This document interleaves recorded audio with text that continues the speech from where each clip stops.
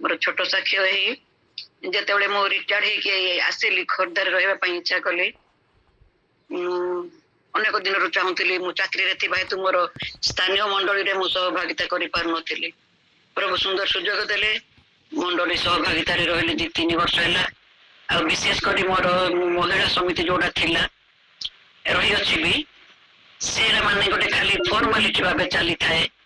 ଆଉ ବେଳେ ବେଳେ ଯେତେବେଳେ ମୁଁ ଆରମ୍ଭରୁ ଆସି ତାଙ୍କର କିଛି ପରିବର୍ତ୍ତନ କରିବା ପାଇଁ ମୁଁ କହିଲି, ସାଙ୍ଗେ ସାଙ୍ଗେ ସେମାନେ ଅପୋଜ କଲେ। ପ୍ରଭୁଙ୍କ ନାମ ଗୌରବ ହଉ। କିନ୍ତୁ ବର୍ତ୍ତମାନ ଯୋଉଟା ମୋର ମହିଳା ସମିତିକୁ ଗୋଟେ ନୂତନ ଭାବେ ଆମେ କାର୍ଯ୍ୟ କରିବା ବୋଲି ଯେତେବେଳେ କହିଲି, ଏବେ ରାଜି ହେଇଛନ୍ତି। ଆଉ ବିଶେଷ କରି ମୋର ଆମମାନଙ୍କର ବାଇବଲ ଷ୍ଟଡି ନିମନ୍ତେ ମୁଁ ସବୁବେଳେ କହୁଥିଲି, ରିଟ୍ରିଟ୍‌କୁ ଆମେ ଯାଉଛୁ ଆଉ କୌଣସି ପ୍ରଶ୍ନ ଉତ୍ତର କରିପାରୁନୁ, ତମେ ଆମେ ଗୋଟେ ମାସକର ଅନ୍ତତଃ ଗୋଟେ ଷ୍ଟଡି ରଖିବା। ଆଉ ଗତକାଲି ସେମାନେ ତାଙ୍କ ମୁଖରୁ ସ୍ୱୀକାର କରିଛନ୍ତି, ସୁବ୍ରତି ଯୋଉ ଭଉଣୀ ଯୋଉଟା କହିଛନ୍ତି ଆମ ମଣ୍ଡଳୀ ପାଇଁ ନିତାନ୍ତ ଆବଶ୍ୟକ ବୋଲି କହିଲେ। ତେଣୁ ପ୍ରଭୁଙ୍କ ନାମ ଗୌରବ ହଉ। ମୋର ଅନେକ ଦିନର ପ୍ରାର୍ଥନା ଶୁଣିଲେ ପ୍ରଭୁ କାଲି ଉତ୍ତର ଦେଲେ। ଆଉ ଗୋଟେ ମୁଁ ପ୍ରଭୁଙ୍କୁ ଧନ୍ୟବାଦ ଦିଏ, ଆମମାନଙ୍କର ଖୋର୍ଦ୍ଧା ମଣ୍ଡଳୀ ବହୁତ ପୁରୁଣା ମଣ୍ଡଳୀ, ଜାଗତିକ ଭାବେ ମାନେ ଉଚ୍ଚ ପଦସ୍ଥ ଅଫିସର୍ସ ମାନେ ରହନ୍ତି, ରିଟାୟାର୍ଡ ଏସପି, ରିଟାୟାର୍ଡ ଇଞ୍ଜିନିୟର ବହୁତ ରହନ୍ତି। ଆଉ ସେଥିରେ ସେମାନେ ଜ୍ଞାନରେ ବି ପରିପୂର୍ଣ୍ଣ ଅଛନ୍ତି, ଆତ୍ମିକ ଲୋକ ବି ଅଛନ୍ତି। ଆଉ ସେଇ ମଧ୍ୟରେ ମଧ୍ୟ ମୁଁ ଗୋଟେ ମଣ୍ଡଳୀର ବିଶ୍ୱାସୀ ନେଇ ରହିଅଛି। ଆଉ ଗତକାଲି ମୋ ପାଇଁ ଗୋଟେ ବହୁତ ଆଶୀର୍ବାଦର ଦିନ ଥିଲା। ମୋର ସ୍ୱପ୍ନ ମଧ୍ୟ ପୂରଣ ହେଇଛି।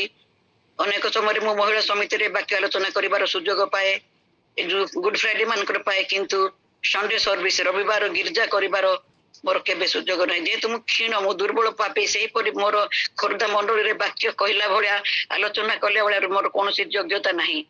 ଆଉ ଆମମାନଙ୍କର ଏକ୍ସିକ୍ୟୁଟିଭ କମିଟି ଆଲୋଚନା କରି ଗତ ଦିନ ମତେ ସୁଯୋଗ ଦେଲେ, ଆଗାମୀ ଦିନରେ ତୁମମାନେ ରବିବାର ଗିର୍ଜା କରିବ।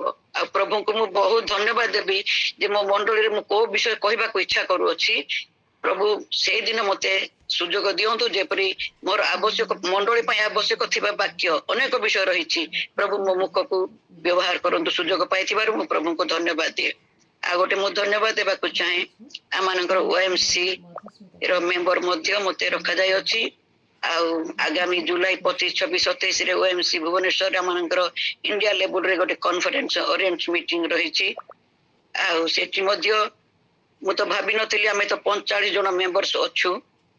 ଆଉ ସେଥିରେ ମଧ୍ୟ ମତେ ଆଉ ଗୋଟେ ଆମମାନଙ୍କର ମହିଳା ସେକ୍ରେଟାରୀ 2 ଜଣଙ୍କୁ ବଛାଗଲା କାଲି।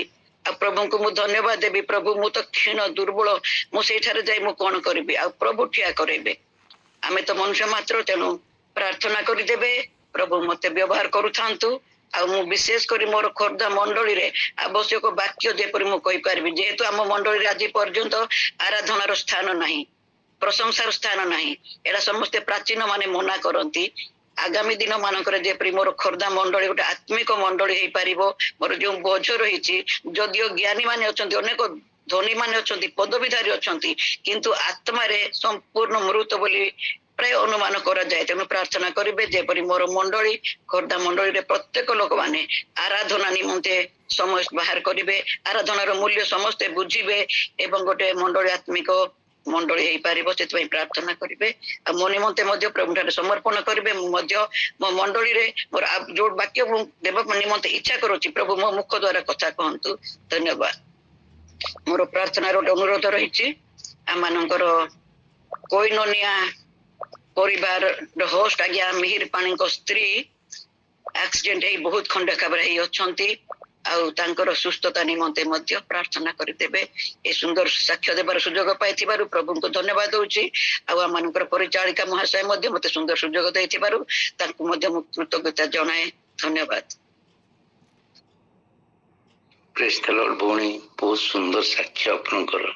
ଆମମାନଙ୍କର ଗୋଟେ ଢଗ ଅଛି, ଆଉ ଆପଣମାନେ ଇଂଲିଶରେ ସେଇଟା ସମସ୍ତେ ଜାଣନ୍ତି, where is there is a will there is a way।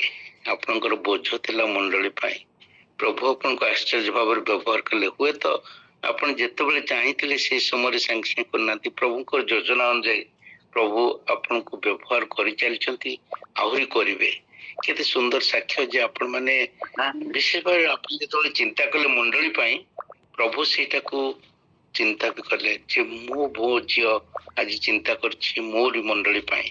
ଆଉ ଆପଣଙ୍କୁ ବହୁତ ବହୁତ ସୁନ୍ଦର ଭାବରେ ବ୍ୟବହାର କରୁଛନ୍ତି, କଥା କହୁଛନ୍ତି, ଆହୁରି ବି ବ୍ୟବହାର କରିବେ। ଆପଣ ଖାଲି ଗୋଟେ ଜାଗାରେ ନୁହେଁ, ଅନେକ ଜାଗାରେ ବ୍ୟବହାର କରିବେ। କେତେ ସୁନ୍ଦର ଭାବରେ ଆପଣ ବ୍ୟବହୃତ ହଉଛନ୍ତି ଆମମାନଙ୍କ ମଧ୍ୟରେ ମଧ୍ୟ। ଆପଣ କେତେ ଆଶ୍ଚର୍ଯ୍ୟ ଭାବରେ ପୁଣି ବୋଝଗ୍ରସ୍ତ ଭାବରେ ଆମମାନଙ୍କ ମଧ୍ୟରେ କାର୍ଯ୍ୟ କରୁଛନ୍ତି। ସେ ଯୋଗୁଁ ବହୁତ ବହୁତ ଧନ୍ୟବାଦ। ପ୍ରଭୁ ପ୍ରତ୍ୟେକଙ୍କୁ ବ୍ୟବହାର କରନ୍ତି ଯୋଉମାନେ ଇଚ୍ଛା କରନ୍ତି, ସମର୍ପିତ ହୁଅନ୍ତି। ପ୍ରେଜ୍ ଦ ଲର୍ଡ। ଆମେନ୍।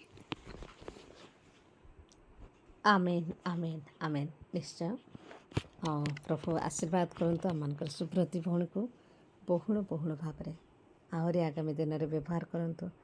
ଆହୁରି ଆତ୍ମାରେ ଭରି ଶକ୍ତିଯୁକ୍ତ କରି ଆଉ ତାଙ୍କୁ ଆଉ ତାଙ୍କ ସପରିବାରକୁ ଆଶୀର୍ବାଦ କରନ୍ତୁ ଏବଂ ଆହୁରି ଶକ୍ତିଯୁକ୍ତ କରନ୍ତୁ। ଆମେନ୍। ପ୍ରେମଙ୍କ ନାମର ଧନ୍ୟବାଦ ହଉ।